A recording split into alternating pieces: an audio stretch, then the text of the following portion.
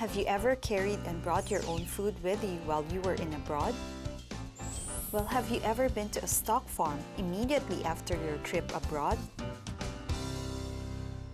Korea has border quarantine at the airport or port to prevent the influx of foreign animal infections such as foot and mouth disease, highly pathogenic avian influenza, and African swine fever. Most livestock and raw fruits are not imported. Major restricted items include meats such as beef, pork, lamb, processed meats such as jerky, sausage, ham, jangjorim, agricultural products such as raw fruits, vegetables, nuts, and plants such as seeds and seedlings. These items are also restricted to international mail.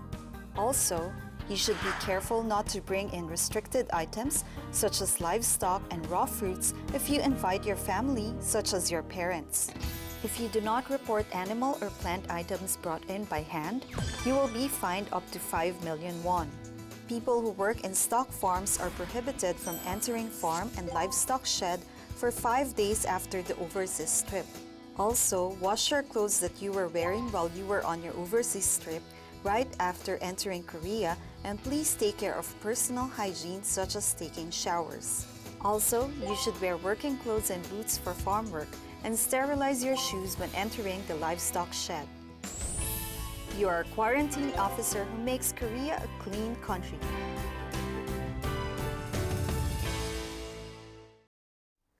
The minimum wage for the next year, 2019, is set at 8,351, which is 10.9% higher than this year's 7,531.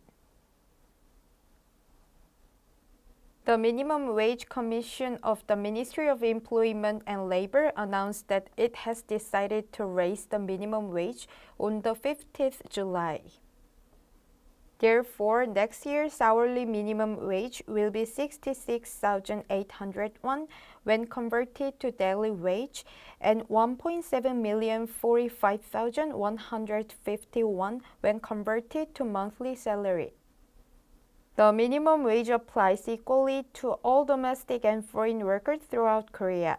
In addition to regular employees, temporary workers, daily workers, and part-time workers will also receive the same minimum wage. Moreover, the same minimum wage applies to all businesses that employ one or more employees without distinction. In particular, the source of conflict in the determination of the minimum wage this year was the minimum wage range. This is because increase in the minimum wage itself became meaningless due to the revision of the Minimum Wage Act recently to include the regular bonuses and welfare benefits into the minimum wage range. Increase in the next year's minimum wage range and the revision of the Minimum Wage Act have further complicated calculating payrolls. It is important that employees themselves check carefully whether they are receiving the minimum wage properly. If the minimum wage for the year is not paid correctly, please contact the responsible employment and labor office of your employer or your local migrant labor support center. At MNTV, we'll see video clips about accident and incident, as well as news report related to immigrants. If you'd like to report, please call us or contact us via email.